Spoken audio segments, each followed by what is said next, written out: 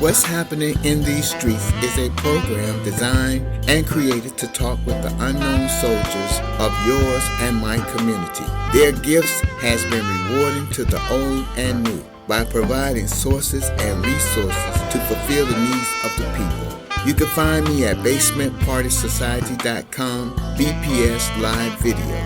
Take time to view as you learn about what's happening in these streets.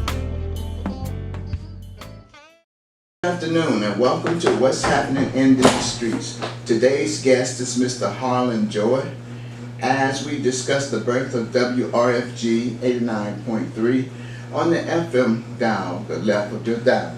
Hey, also I'd like to thank you, Harlon, for 50 years of service to the community with the range of your frequency all the way south Georgia, and it's a pleasure having this interview with you.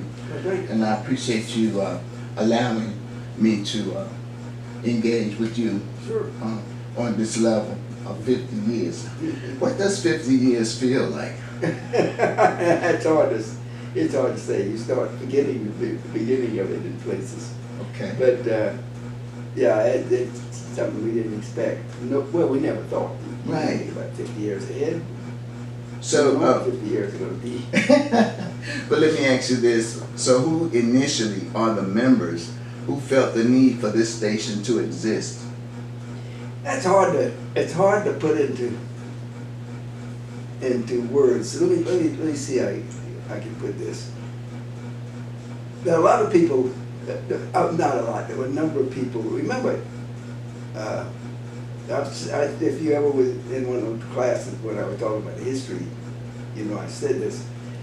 This was a desolate town as far as any sort of good music, radio. I'm talking about radio now, only radio, or news. WABE is owned by the school board, and during the day it did school class stuff, and in the afternoon and evening it did classical music, only classical music. That's all it did. PBS did not exist at the time. Right. Okay. Georgia State was at best minimum college station. Georgia Tech looked on it as something for their techniques to play with. And those were the stations. Clark wasn't on the air. 1972? No, I'm talking now. Okay. Because you said what? Was talking about Yeah. doing it. Right, In 72 exactly. we went on the air. Okay. And but there were very few people that even knew what a good radio would be. I came here in '65, always on time. Wow. And we came out of New York. Mm-hmm. I mean, I'm from South Carolina. Are you? Well, I grew up there and finished high school there and started at Clemson. Okay. And, but I've been in New York for 9 years. Mm-hmm. And I got involved with WBAI, which was the Pacifica station there, and you had a question that you showed me earlier about, I forget exactly, you bring it up, but I'll say something about it now, the one about your deep voice. Oh, yeah. Yeah. No, I didn't, whatever I may have felt about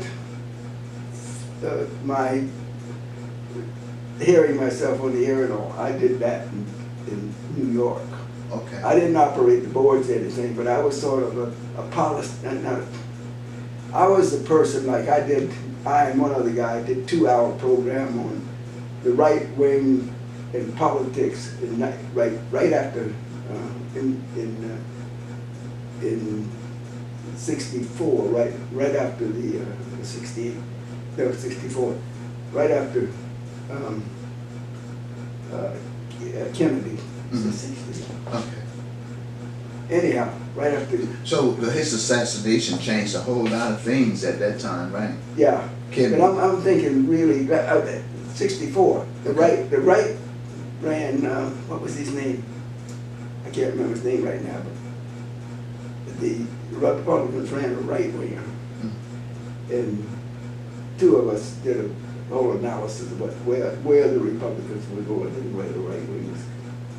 So what is the difference between the right wing and the Republican? How is those things tied Well, into politics? they were closely tied as they are now, but not as. That's just one. That's the time of life. That not as close, not as tight as they are now. But like I did debates with Young Americans for Freedom, Mm. which was YAF. That was tied in with the right. That was a young right wing group at the time. So what, not trying to change the subject, Yeah. but what was the right wing's position? What were they trying to do? Offset the Dems and the Republicans, offset those votes and make it a, Well, they were tied in with the right, with the Republicans. Mhm. We tied in. It was the extreme part of the Republican Party. okay, Goldwater, Goldwater, yeah, was one of the major ones at the time. okay. Anyhow, I didn't mean to get off a long. Yeah, that's okay. We're just having some fun, and we're sitting Yeah. here getting history, no matter Yeah. how it is. But I'll get back now down to here. Okay, because that part did influence WRFG as far as being the voice of the community. Well, it influenced it in terms of how I saw things. Okay, And when we got here, we said there's no radio. Mm. That's what I want to get back to. Right, There's exactly. no radio. Mm. And we thought about it, but we didn't have any way to connect it. I didn't know how to put up a radio station together, even if we'd known where to start. okay. And neither did we run into anybody that did. But then people started thinking like we were in St. Louis and in Portland. Mm. And they just said, we got to do something about this. All the stations that go into colleges and institutions, churches and stuff. And we need to save some for free radio, free style community radio. Mm. And they sent pioneers into a bunch of places. Right. Birmingham, Okay. New Orleans, Charlotte, Tampa, and Atlanta. Mm. And the Atlanta guy that came in here ran into Barbara Joye, because she was working for the Great Speckled Bird paper at the time. Okay. And she wrote an article on this guy coming in and wanted to start a radio station. Now he came in, we found out later that the guy that sent him down here from St. Louis said, whenever I got somebody who was on my nerves and a pain in the ass, I sent him somewhere to start a station. So he said, that's what he said here. That's what he said here, a 21-year-old pain in the ass. Oh, okay. And we knew this wasn't going to work. We knew it would be dead in no time, and Emory would be taking over the channel. But what he did, they sent him in here with a letter saying he'd have $10,000 from a letter from the foundation, that they'd give him up to $10,000 at a specific point on the building of the station. He had the frequency. Mm. He filed the FCC for it and had it in the name. He gave the name Radio Free Georgia. And he came in with all that material and not a damn conception of building a community station at all, and not a conception of politics. But he had everything on his side. He incorporated, Mm-hmm. had the board of directors. Mm-hmm. But two people on that board of directors, a couple, had been in St. Louis and lived here before, and they said, this is not going to work. And Yeah. they came to talk to me and Barbara, and they said, this isn't going to work. Mm. So he had called a meeting, and a bunch of people had come together, most of the Great Speckled Bird people, and said, we need a station. And but he wasn't. He just dumped that. So we picked up on some of those people. But the real thing was, at the time,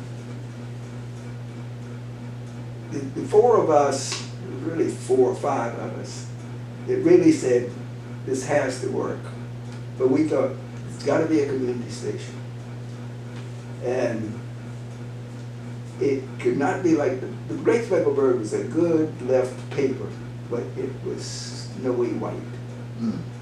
And we said, it can't be white. Mm-hmm. and it's got to have a left politics to it. And with that being said, that is where you all came up with the slogan, "The voice of the community." Yeah, that popped in there. I don't even know exactly when that one came in, but that was a conception.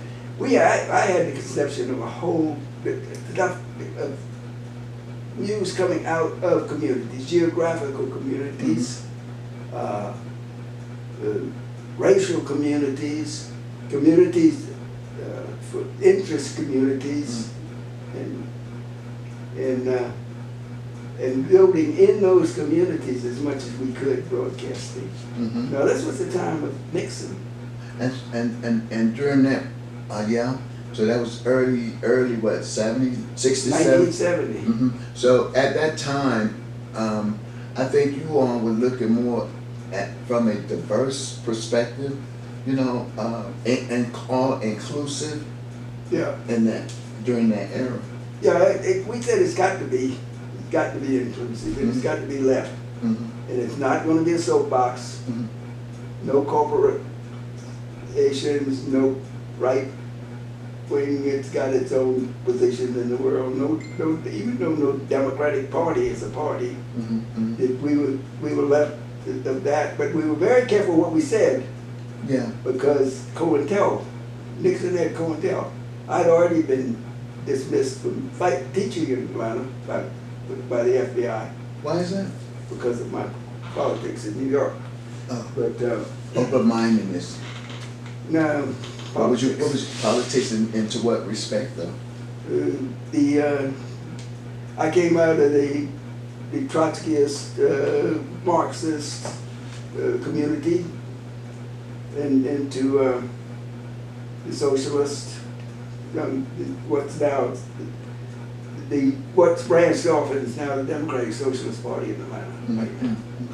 But yeah, I'd been involved in civil rights, and I had a background.